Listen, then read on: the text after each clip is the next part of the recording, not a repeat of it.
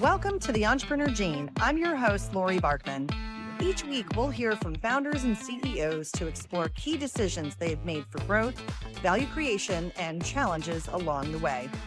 This show is sponsored by the Business Transition Sherpa, offering entrepreneur advisory services from transition to transaction. Don't forget to hit subscribe, follow us for the latest episodes, and visit thebusinesstransitionsherpa.com for more exclusive content. Let's dive in.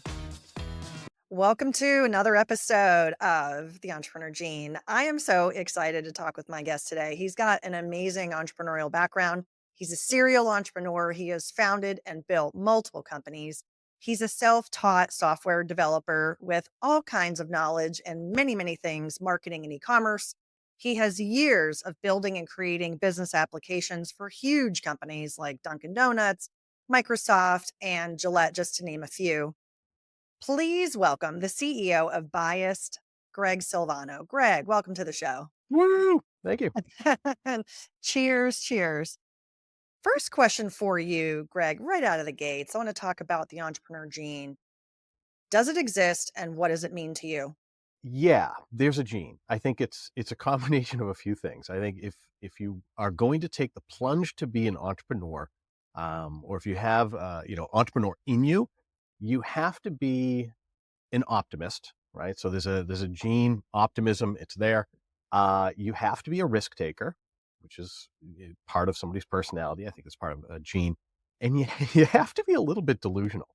And I think those three things are what allow you to become an entrepreneur, right? So it's part of a personality. I think there are some people that just would be incredible entrepreneurs, and there's some people who would not be great entrepreneurs, but that's to get started, right? It's there. You take the plunge. I think everything after that is learned. It's not just part of your personality. To be a successful entrepreneur takes a lot more than just being a risk-taking delusional optimist. And I think, that stuff can be learned. I think that's the important thing. And, we can dive into that. I don't know if there are follow-up questions or I just, Yeah, absolutely. I want to double click on these words. Risk-taking delusional optimist. Why do you use the word delusional? I think it goes hand in hand with being an optimist. You believe that you'll be able to get past the inevitable, valleys, that there's greener pastures ahead, that this Quixote type fight is winnable. Our biggest competitor is a $70 billion company. I mean, that's delusional, right? I mean, they make more money in the time of this interview than we'll do this year. Like, it's not even close. So it is delusional to believe that you could take on somebody like that. But I believe it. Like, it's just there. It's like this, inevitability that there's a good fight to be had. And I think we can win, the battles that we choose to take on. And I think it's delusional. You look at it on paper. If we were sitting in a Harvard Business School meeting, it'd be like, no, no, absolutely not. Go do something else with your time. I think that's a much better use of your time. Is there something so powerful about the optimism that pulls us through the doubt of the delusion? It's inevitable. So and that's why I say you can take the plunge, right? So you could start with those three things. Um, and if you start without them, the problem is that it's never an overnight success. Ever, ever, ever. Any overnight success that you hear about is really a 10-year, 5-year overnight success. And they're just glossing over the crap. So I could have quit and unplugged and walked away from Buyist 100 times with nobody saying, "Oh, Greg, I don't know why you did it." I'd be like, "Well, why didn't you do it sooner?" There were times where if I had simply walked away, I would have been making 10 to 50 times more money the very next day, right? Just we're bootstrapped, right? So I'm just pumping money into this, pumping time, pumping all my focus, and walking away from something that was a cash cow, right? But it wasn't good enough. It wasn't really what I wanted to do. So if you don't have that optimism and that belief and that delusion and the ability to take a risk, right? It's hard.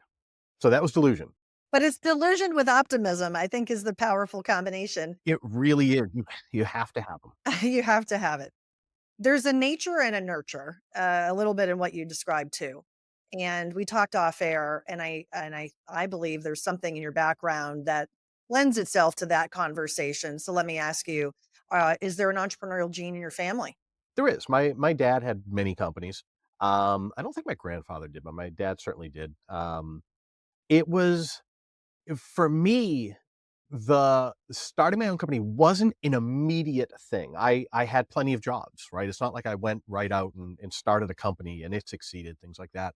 Um, However, my high school graduation gift was an LLC. It was or incorporated. It was a Massachusetts registration for a company that my parents gave me, and it stemmed from a joke. My dad owned his own company, and I always joked as a teenager that I was going to start a company called Onavalis Enterprises, which is my last name backwards. And I was going to buy his company in a hostile takeover. So a little teenage angst with with capitalism sprinkled in. And and so as a graduating gift, he is here you go. Here's Onavalis Enterprises. Do what you want with it.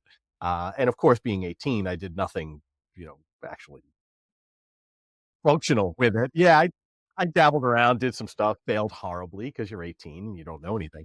But yeah, that was definitely the start. But my first real company that I started wasn't until I was 33, maybe, so it was a long kind of path to get there. But when that moment happened, this goes back to the delusional optimism and risk taking. It was an inevitability. Like there was no question that someday my future was tied to having my own company. Like it was a foregone conclusion. It was kind of like, you grow up and you're like, yeah, I'll have kids. For me, yeah, I'm gonna have a company. Like there's no doubt about it. It wasn't this immediate thing. I had to kind of figure out some stuff, and we had bills to pay and things like that. And then when it starts and when you do it, it wasn't scary at all. It was almost like a relief, like okay, now let's go, let's do this. And it was funny. I remember at the time when I did it, I was a software consultant and I was working for a company, and we had just had our daughter, right? So it was 2006, I think is when we started it. And I remember thinking, what is the absolute minimum I have to make in order to pay our bills? And when I did the math, it was like really lower than I thought. I was like, okay, well, if I can, whatever I'm doing here at this company, if I do that on my own, then yeah, I could be able to make that. So my going into it, my whole attitude was, what does it take to just survive, to have my own thing? We'll build it up over time, but pay our bills and not miss the mortgage. What would that take? And in the first year, I paid more in taxes after the first year than I had grossed at my job a year earlier. Like it was the shift from going from an employee to doing it on your own was transformative. It was crazy. It's a time and place, I believe, in terms of being an entrepreneur. I know for me, I became an entrepreneur in my 50s slash late 40s. And it's a culmination of so many things that we have to be ready, right? And we have to have the ability to have our lights on and food on the table. So there is this probably for those of us who are taking the big risks, jumping out there with both feet and doing it, but doing it when it makes sense for us. And I think that's the other side of the coin, that and that practicality that you talked about. So that's really, really important. I agree. And there's one thing on the risk side too, and I think going with age, right? So I'm about to be 52. The risks I take now are there's always an element of risk. Certainly in the world that I live in of software, and there's AI and it's e-commerce and things are always changing. So you have to stay ahead of that and you have to take some risk to do it.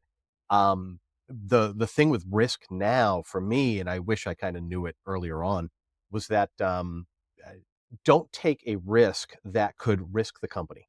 Don't take a risk, take little risks, smaller risks that you can recover from if they don't go your way. Never go all in on something. It's too risky. And that's something that maturity and age has kind of, beaten into my head. Absolutely, got to know when to go all in and when to hold them. So the next question for you is, look, every day I know as an entrepreneur you're dealing with challenges, but what is one of the biggest challenges that you're facing right now as a CEO and entrepreneur? So there's a few. I think if I were to put them in order, the number one is the least interesting, but it's always cash flow, right? We're bootstrapped. We spend the money as it comes in. We've never really had that, oh, it's a super long runway. Oh, you get 18 months of a runway. I'm like, oh my God, if I had 18 months of a runway, that'd be the greatest thing in the world. but we've always had strong clients, repeat business, so it's never really been a concern. And we're a small company, so we're a lean team. So I've always believed in staffing for the valleys, not for the mountains, and that's helped us tremendously over the years. So number one, not particularly sexy, not interesting, cash flow. Um, Figuring out how to grow and scale is always a challenge, especially if you're bootstrapped, because you're just not sitting on $1 million in cash in the bank, being like, "Ooh, how do we spend this?" It's just not a reality for a small business. Um, I think, interestingly, I call it a challenge, but it's not a challenge in the sense that I don't enjoy it. It's a challenge to more like a creative problem to solve. There hasn't been a new normal since 2019, and in our industry especially, right? So 2019, things were normal. 2020, you have quarantine. 2021, global supply chains. We're an e-commerce platform, right? So we have global supply chain problems. 2022, retail imploded. I mean, it literally imploded for a lot of our clients. 2023, you have war and inflation. 2024, you name it. It's kind of like everything. So it's not like, oh, this year is a slight variation of last year. It's either better or worse than last year, in this regard. It has been just a new battle year after year after year. And I'm 52, right? I mean, I'm not 22. This is new. I've never seen this before. I've had periods of business where things are up or things are down just cause, and you know it, you can predict it. I don't think anybody could realistically predict 2025 right now. I just think it's just been a battle. I think it's an interesting challenge. I enjoy kind of focusing on it and being one step ahead or a little bit ahead of the curve and try to figure that out. But that's a big one. And then the other one has always been my problem. And again, with age and maturity, I'm trying to do something about it. Um, Focusing on the business, not just the product. And getting out of the weeds and focusing on the business, and even within the business, focusing on the things that are important but not critical. And you can't make up for lost time, right? It's like saving for retirement. You can't cram at the end of it. The things that are important are it's your business strategy, and it's, getting content out there, and it's having YouTube videos, it's being on LinkedIn, and it's having a presence, and it's all these things that may not generate income right now, but if you look back years, you're like, oh, thank goodness that was there. And I'll give you a funny story about this. It's like, do as I say, not as I do. I told my nephew that he started a photography business, and actually, it was funny. Yeah, this is definitely a gene. Didn't even think of this. He went to school for finance, got a finance job, and I think 6 months and a year into it, he's like, I'm out, I'm done. This is terrible. And he started a photography business, and he kills it. He's booked like 2 years in advance or something crazy. But I told him, I said, make sure you get reviews, right? So every time you have a wedding, get a review, get a testimonial, have them posted, put it on Google reviews, whatever. Every single time, it has to be a campaign. Like, do not skip it a single time. He's like, "Oh, you okay, Uncle Greg?" And sure enough, like last year or the year after, he's like, I'm the number one reviewed in the state, right? If you wedding photographer, name of state, I'm the number one that comes up. And it's like, that's the important but not critical stuff. And I know it, it's like I intellectually know it. But when it comes down to like sitting at your desk for a day and you've got this fire and that fire and this client that has this problem and this website, has fewer orders than it did last week. Why? All that kind of stuff. There's so many urgent, critical things in our world that it's like, yeah, all of a sudden you look up and it's like that thing I really wanted to do. It's 8 months later and I haven't even started it. So getting to do that is, it's definitely a challenge. Always been a challenge. And it's something that I'm trying to spend much, much more time doing. It's so complex. You painted a picture of a very real and probably very relatable challenges. One being cash flow, who can't relate to that. Two, the outlook and how we are kind of looking and projecting about the future. How do we feel about it today?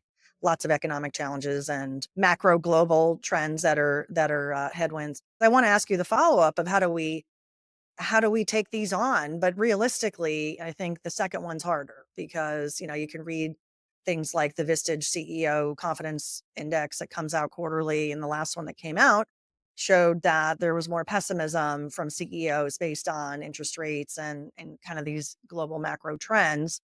So that's a little bit harder to kind of tap into. So I'm going to adjust my question really is, okay, let's pick one of these, probably the cash flow, which maybe our listeners can get their arms around a little bit better. Is well, what piece of advice can you offer? How are you managing cash flow? How do you feel that it's practical improvements that can be made? Yeah, that's a great question. So Buyist is a software as a service platform.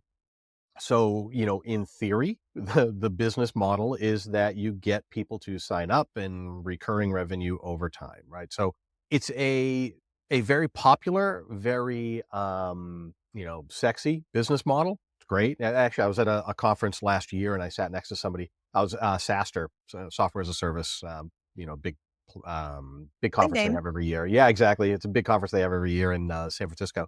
So I was sitting next to somebody and talking, obviously, what do you do? He says, yeah, I have one SaaS company and I have another that's, mom and pop, maybe even like a boutique consignment store, whatever. I said, well, which one's better? Which one do you enjoy more? He goes, well, I got to tell you, the thing about the SaaS company is that I could shut it down tomorrow and for the next 2 years continue to have that money coming in until it winds down. And there's a lot of truth to that. I mean, I could technically stop Buyist tomorrow and just say, no more development, no more sales. Everybody's gone. I'm going to keep it running and that's it. No new features, no nothing. Clearly dying the whole way down, right? I mean, you can't survive, certainly not in e-commerce, doing that for very long. However, that whole time down for years, all the money goes to me. And that's a significant amount of money. Like the business model itself is great. However, that business model comes with challenges. People start off with very small amounts. We have some very large clients, but they started at like $99 a month. They didn't come in, hey, here's a $500,000. Let's use your platform. That's not how SaaS, software as a service, works. So for cash flow, it's this difficult balancing act between, how do you bring on new customers, which cost money to get them, when in reality, it takes a lot of time to ramp them up. I think if there's a something that I would have gone back in time and fixed, it would have been putting more effort into the pipeline and sales. We were blessed with repeat business and warm referrals for years. I mean, we took over our industry. Last year we used by 43 out of the top 50 advertisers in our industry. So I mean, we dominated it with no salespeople. We've never advertised, we've never marketed. And the problem is that, as we want to expand outside of this pond that we're in, it takes money, it takes effort. We have to build a whole go-to-market strategy, and that costs money to do, and it takes time to do. So that's for us the cash flow part of it. Is there a magic, algorithm? Is there a magic calculation that's like, oh, this is how you manage your cash flow? No, but I think you have to do it. And I think you have to be very conscious of it. And I think if you're not comfortable in Excel, you need to get comfortable in Excel. You have to know your numbers. I learned this hard in 2022. Hope is not a business plan.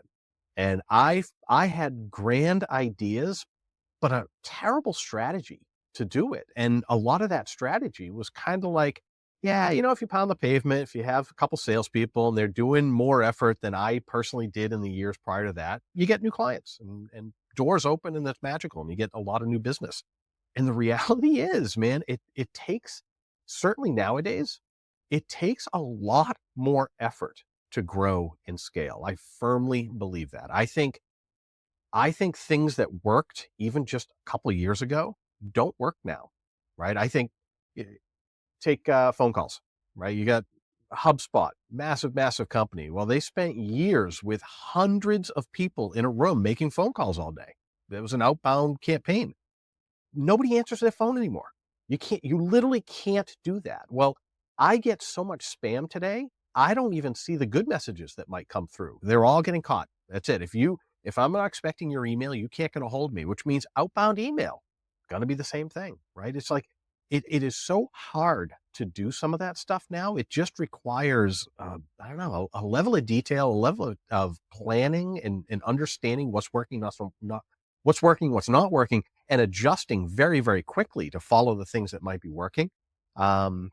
I don't know. It's a big long answer for cash flow. I think it's just you got to be really, really careful, especially with the uncertainty that's happening now and has been happening over the years. I'd say we haven't had the growth that I had hoped for. However, we are a far better company than we have ever been before. We're more dialed in terms of what our messaging is. We are more dialed in with our just the stability of the company, the finances, things like that, than we ever were in the past. And managing cash flow is a big part of that.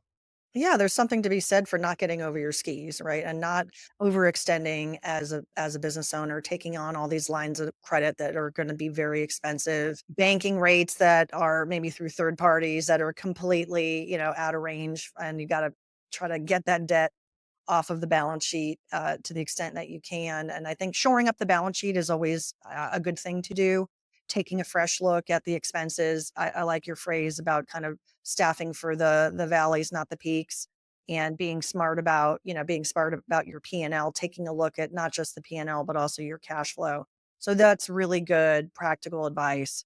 I don't know that I told you about off air, some of my industry experience, because this next question is going to be about industry. So I just want you and I want the audience to know, look, I really appreciate where you are in the industry. You're coming at it from two different vantage points. One is e-commerce, which has seen tremendous growth over the last 20 years. And I was an internet old timer just like you in the early We met days on of MySpace. e-commerce. Yeah, in the early days of e-commerce at a global retailer for apparel. And the other side of that is SaaS, right? And having a SaaS platform targeted at whether it's SMBs or midsize or large corporates. But the combination of those two things, I'm pretty passionate about, and can appreciate that you're building a recurring revenue, or you've built a recurring revenue business. So that's enviable to be in exciting industries and have that recurring revenue nature to the business. Given that, tell me, what is something you're excited about for the future of your industry? AI. It is huge. I literally cannot overstate it. And I think, there's chatter that AI is a bubble, it's overhyped, it's not as useful. And, it's kind of like, I forget there's the trough of disillusionment or something like that. I forget the exact phrase, but I call complete bull on all that. And I have seen so many shiny objects over the years. I mean, there's been anything from blockchain to crypto and crypto. There's been what was a big data. I mean, there's so many things over the years that have been like these hypes that end up going nowhere. AI is for real in big real, not like, oh, someday it's going to be great. It already is. It already is good enough.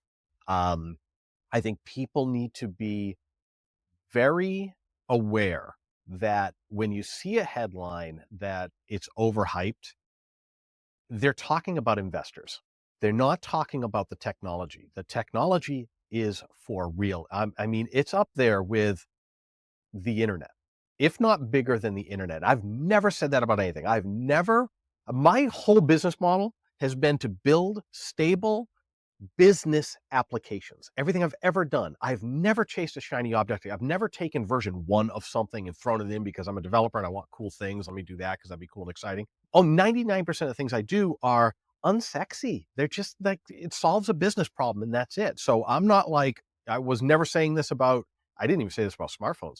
I've never said this about, blockchain or crypto or anything else. AI is for real. It is as big as the internet, if not bigger. It's like electricity. The hype, it's investors. Are there companies out there that are overhyped? 100%, I'm sure. There was a internet bubble in 2000. How's the internet doing? It doesn't mean the internet itself was a bubble. It means the companies that were built around this exciting new thing. There are plenty of them that should never have been companies. They weren't sound. There was no real use for their product. And that is happening absolutely for AI. But it is going to affect entire careers. Gone, poof. I mean, gone. And in e-commerce, absolutely. I think we're building it. I mean, we're building things that are, I look at the result of it and I'm like, 1 year ago, this would have been a fantasy to be able to do it. A fantasy. Like imperceivable, inconceivable that this ever would have been an option. And I'm a technical guy. Like I've been doing software stuff for 30 years. I've seen cool things and I've written some cool things. AI is no joke. And I said to my daughter, so for years, she's 19, she's going into her sophomore year of college. And I told her forever, I mean, literally, at least for the last 10 years, I was like, get into graphic design. She's like a gifted artist, or become a lawyer. Those are the two things. That's it, right? Just do those. There's always going to be a need for graphic designers, and you can do this. Just learn Photoshop. I'll hire you at Buyist, Mojo at the time. I was like, I'll hire you. I'll always have work for you. It's great rate. You could work wherever you want in the world. You could work part-time at college and never have to go to an office. Be a graphic designer. If you want a career path and not on your own, just become a lawyer.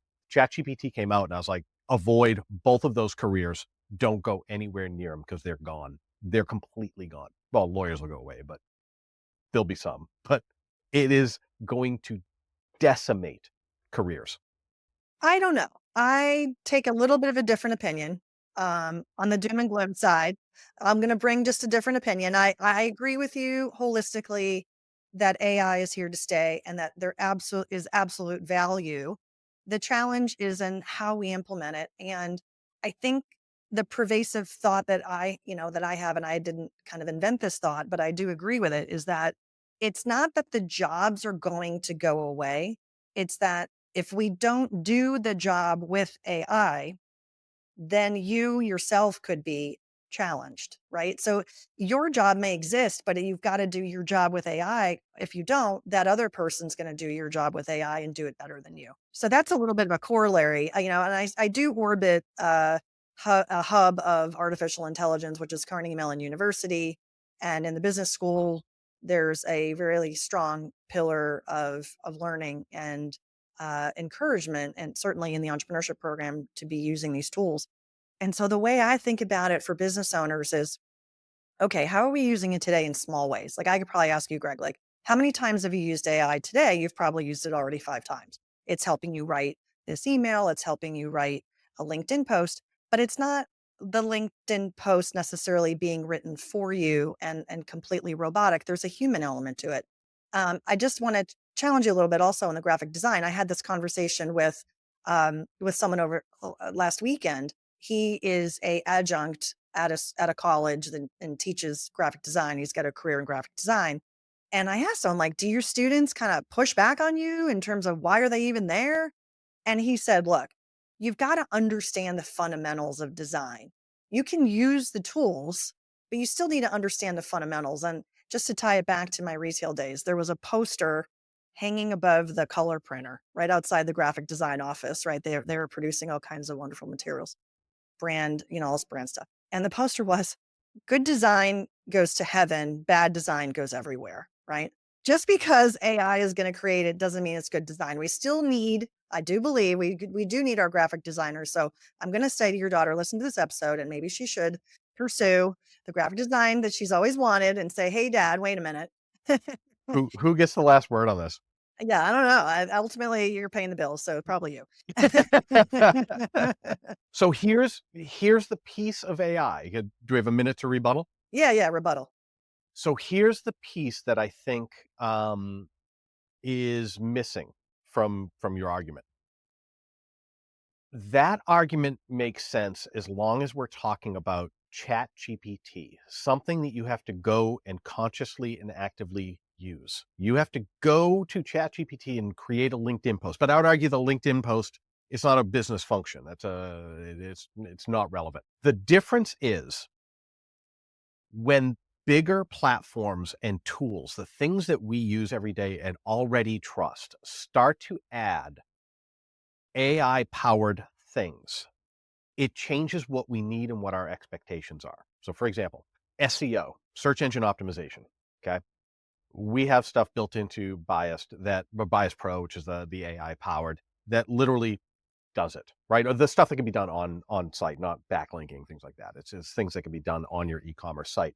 So, and it begs the question, okay, it does it. It does it in about 20 seconds, and you don't need to know anything about SEO. It takes the best practices of SEO, makes changes for you, things like that. Could it be done better?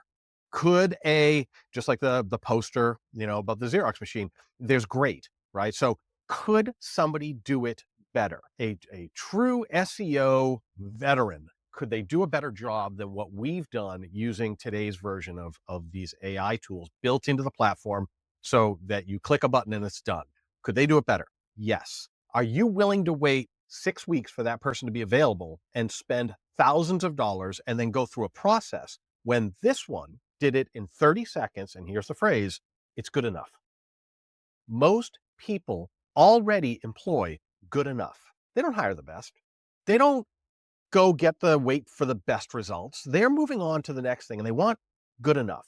Like maybe sometimes you want the best. You don't have the absolute best person in every job. You hire the best candidate, the most expensive one.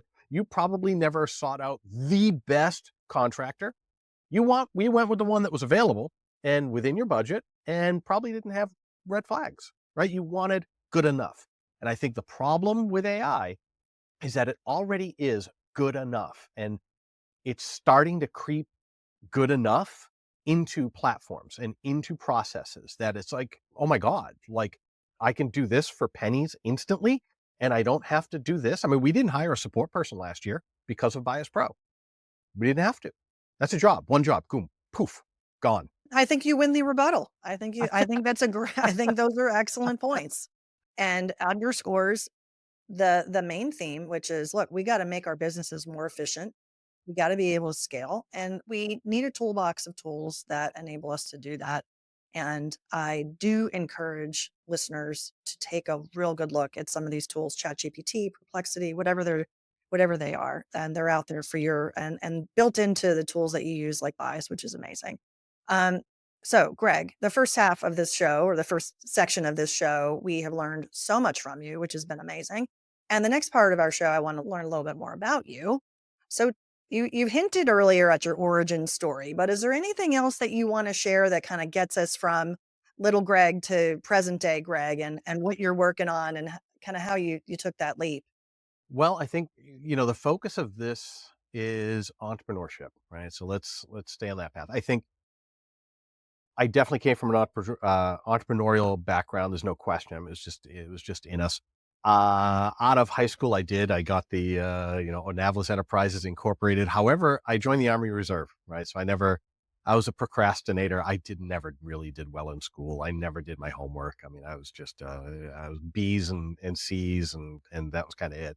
I applied to a couple colleges. I applied to them late, haphazardly, and got waitlisted to one. And unfortunately, there was a really good Army recruiter he got my attention. So I joined the Army Reserves out of high school.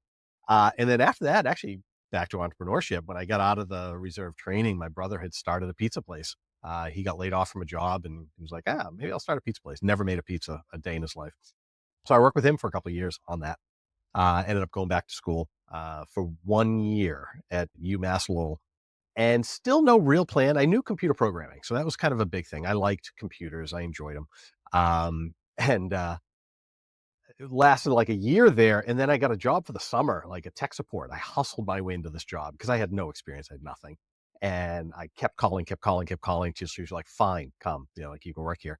And I actually made some pretty good money at it. I was like, I'm out. I'm not going back to school. So I only did 1 year of college and I worked there for like a year, and it was like a hell year. So I did, I look back at this and it seems like impossible to me. I woke up at 2 in the morning to deliver newspapers around Boston. We're in Boston. So it was 250 houses for the Boston Globe and the Boston Herald. From 2 to 6 a.m., 7 days a week, I was delivering newspapers. And then I'd get back to my apartment, I would take a shower, and I was doing a morning class, an algebra class, which I'm terrible at math, at UMass Lowell. So I had to boogie up there to like 8 a.m. class, and 9:30 the class ended. Then I'd drive to Boston for the tech support job until 6, so it was like 10 a.m. to 6 p.m.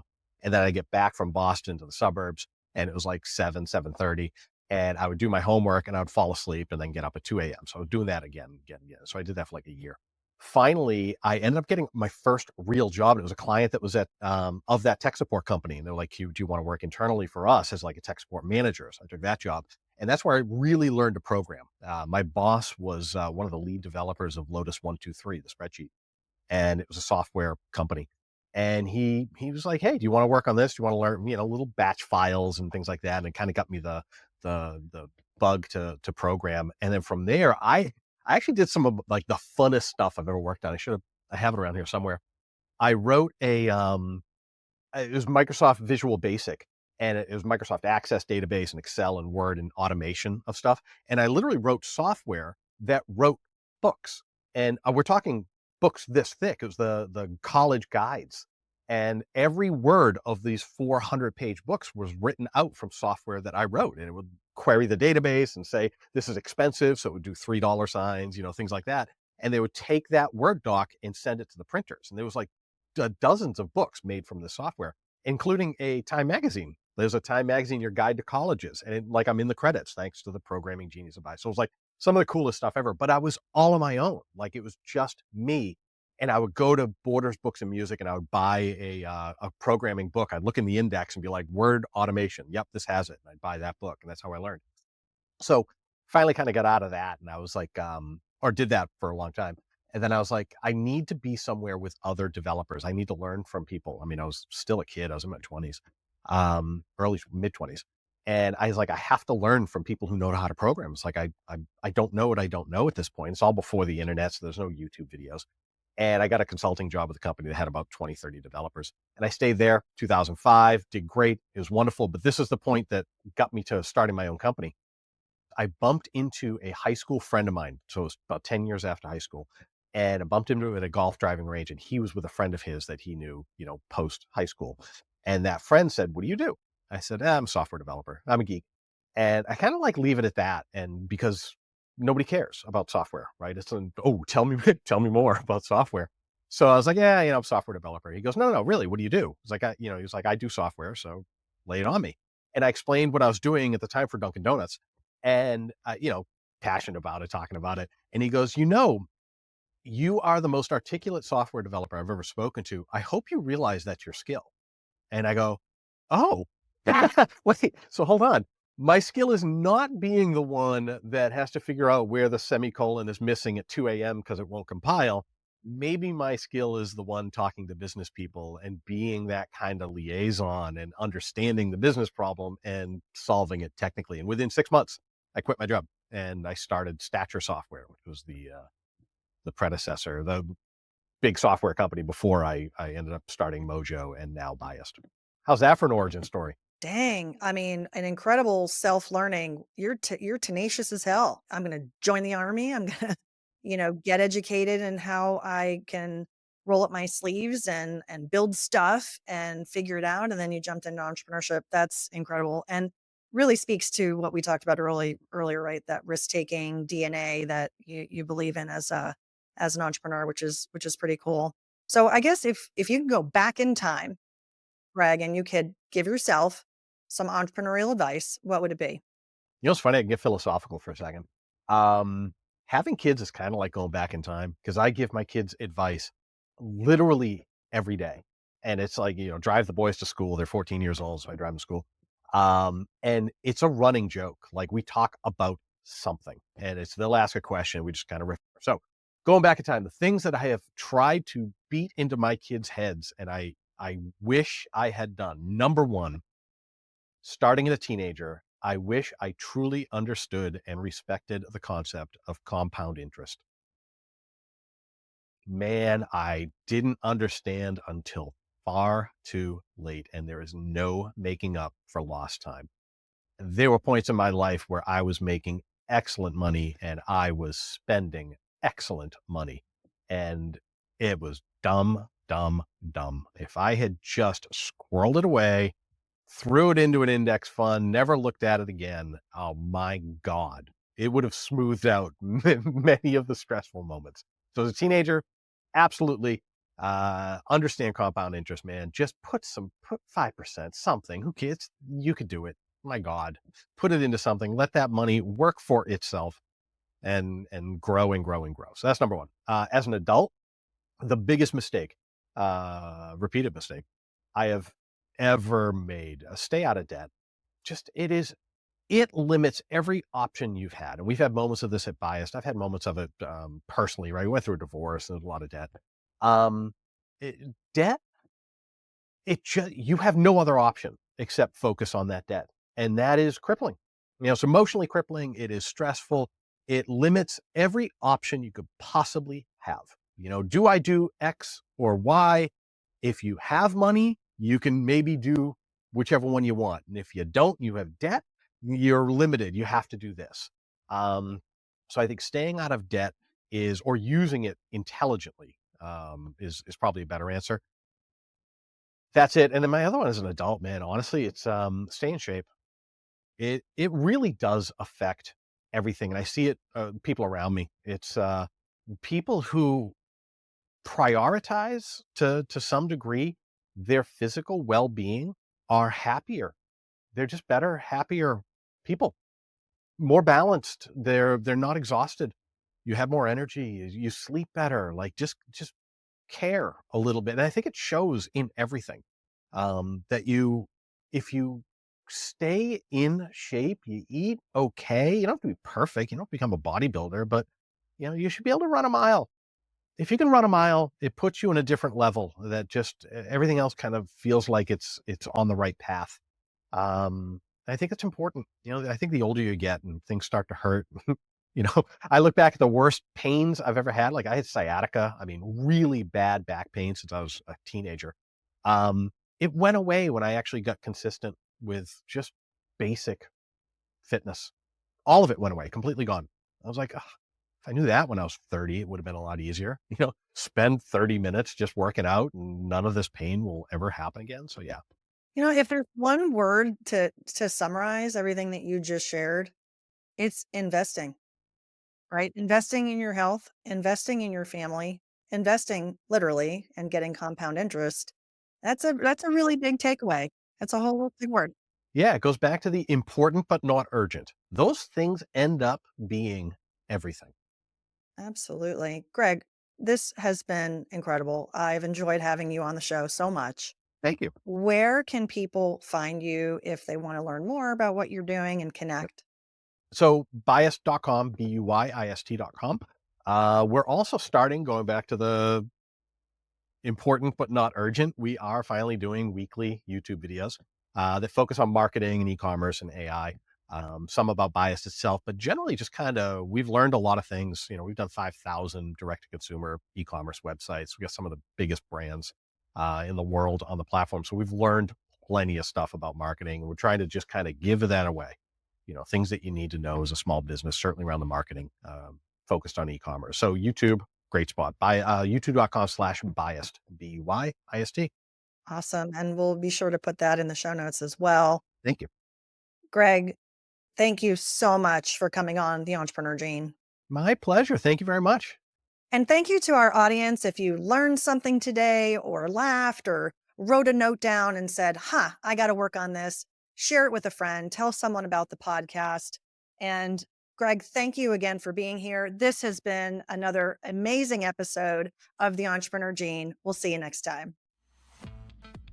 Hey, that's a wrap.